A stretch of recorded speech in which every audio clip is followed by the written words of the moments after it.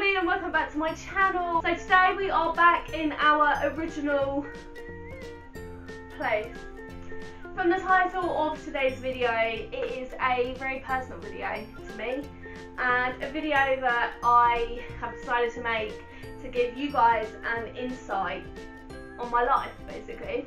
I feel like people like me, vloggers, bloggers, Instagram influencers and everyone, I just feel like everyone is very misjudged, and I just wanted to answer a few questions that anyone may have if you're starting out as like a new vlogger and you don't really know what to do or anything like that. If you've got any questions at all, like, I really want to let you guys know.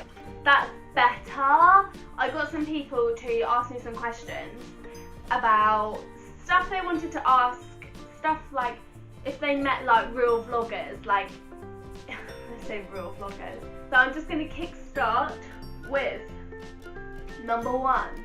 Can you film anywhere, and have you been anywhere and told not to film? So can you film anywhere? I guess you can, unless it says otherwise no cameras. We're in like a respected area, I do try not to film. But for exciting events, like, you have to, like, it's part of the job description really, like, you have to film what and where you can. Like, if you get told not to film, okay, cool, put your camera away. I've never actually been told, like, not to film anywhere or, like, to stop filming, so I haven't had that yet, but I don't know how I'd be in that situation. Okay, so number two, how did you first start vlogging/blogging? I actually don't know, because I just set my blog up one day and I don't know why I done it, but I just set it up and I just paid for it and I went, what am I doing? And it just kind of went from there really. Like, I loved the idea that people would listen to me and like some of my problems, and I think like when you feel that you can't talk to anyone, you've always got the camera. And although like I'm talking to you guys that are listening, I can't see you, and at the minute it's just me talking to myself, and I really like the idea of that, because I hate talking to people about problems. Like, I find it so awkward, like I'm such an awkward person. I find it so awkward and difficult that like I just can't do it. How do you find inspiration for new videos? This is an interesting one, because a lot of video ideas come to me when I'm least expecting it, and you can sit there and you can brainstorm for video ideas and you'll be sat there like a wet mop not knowing anything. And like, there's points where I think, why am I doing this? I don't have any video ideas, I literally can't think of anything. Why am I even doing this? And then other times, like, you'll be like, that's a good video idea. Like, if you're like walking down the street or like you've just bought a coffee or something, like they come to you at like the most random points in the day, and I think that's what I quite like about it. Like, I quite like the randomness on it. But how do I find inspiration? I go for stuff that I like, and I go for stuff that is relatable and cheap because no one likes spending loads of money, and I just feel like that's a really good way to like engage with your audience. Like, everyone loves a bargain, and I think it's trying to find things that like your audience like, and trying to do things that haven't been done before. I think Zoella has pretty much covered the YouTube scale, so it's quite hard to find things that haven't been done before. What's your favourite type of video to film? Now, my favourite type of video to film is probably either vlogging, like daily vlogging, because I quite like vlogging. I like vlogging like stuff when I'm out. Although I used to get like quite embarrassed to film, I know, right? Because I just thought like everyone's looking at me like, what is she doing? But now I just kind of like get on with it. Like, I'm like, yes, so what? I'm vlogging, but like whatever. So I just get on with it now.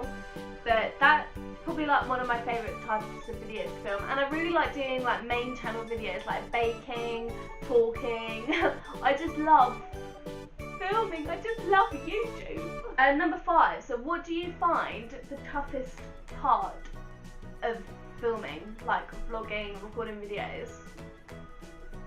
The toughest part, I think, is having to reveal most of your life online, and if I didn't want to, I wouldn't do it, obviously. So obviously it's something that like I've consented to, but I just feel like it's pretty hard to hear negative comments, and I know you have to take them on the chin, and the way I look at it as constructive criticism, because you're never going to get worse, you're only going to improve. And watching old vlogs back, I'm literally like, oh my god, like I cringe a little bit, but I know like I've improved, like I'm getting better, and I'm like realising how things work. And I think just like hearing people say negative things about what you're creating is really tough, and it's not very nice. And like honestly, I don't get why people do it, but some people have no life and some people are fucking sad, so you know. But I think other than that, like every aspect of like vlogging, filming, I find really fun. Like I love editing myself, I love filming it, and I love watching it back. And for those of you that say you don't watch your vlogs back, you are lying, because you have to. Because I get called vain for watching my own vlogs back, but how are you going to know what it looks like when it's done if you don't watch it back? That's all I'm going to say. So how do people react to your vlogging? So within my friends and family, there's been some like mixed reviews on it. So my dad was like, he was all for it. He went, go for it. Like if that's what you want to do, if that's what you're interested in, go for it. Like just do it. And my sister said exactly the same. My friends were very supportive. I remember when I first like put my video up, my very first video, and they were like, that's so brave, like we'd never do that, like that's so brave, like we're all here for you. And it was just such a nice feeling, like to know that they were all there for me, doing something. This was new territory for me. Like I've never done anything like this. Like I was literally leaping out of my comfort zone, like never done anything like this in my life. So I've had a few comments like with people like, oh, like how are you gonna get anywhere with that? Like, oh, can't you go any like 5 minutes without your camera? Like, do you have to film this? Do you have to film that? And I'm just like, yes, it's what I like doing. And like some people just don't like it. Some people just don't get it. And that's absolutely fine. Everyone's entitled to their own opinion, but don't say it to me. Like, do you know what I mean? Like, don't say something like that to me about what I do, because I remember when I went to a family party once and like people were like mocking like vloggers and stuff, and like I was sat there and I was like, hello, this is what I do, like you're literally taking the piss out of me. And like I sat there and had to like keep my cool, and it's just like, it's little things like that that get me about it. And like some people react really well to it, some people don't. So does vlogging impact other aspects of your life? I'm gonna say yes, because I do certain things for my channel, as every YouTuber would. Like, yeah, me and my dad go to the garden centre a lot, but I don't always film that because I don't always go for the vlog. But like in Vlogmas, so I've got some very exciting things coming up in Vlogmas, which some of you may know, but it's a secret, so please don't say anything. But things for Vlogmas, like I've planned for the camera, like I've planned for YouTube, and it's just stuff like that. Like, you have to plan. It definitely takes up time in my life.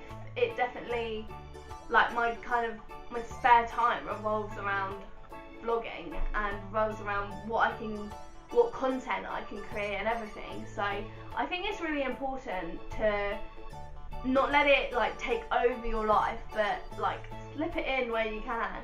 And like if you're going anywhere, if you want to do anything, just be like, oh, I take my camera along. But I wouldn't say like it massively impacts my life at all, because it's stuff we do anyway. Like we went on holiday anyway and I just took my camera along with me. Do you think you will continue vlogging in the future, like when you have your own family? This is a hard one, because I have seen many children, what am I talking about? I have seen many like family orientated vloggers, including my absolute favourites, the StilediVitas. Sometimes I agree, like having the kids on camera is so like super cute and people want to see that, but then half of me, like psychological brain, goes like they haven't consented, like does that baby want the camera in his face? And like I'm not slagging them off at all because I love them so much, like I literally watch them every day. But personally, I don't know if I would do that. I don't know.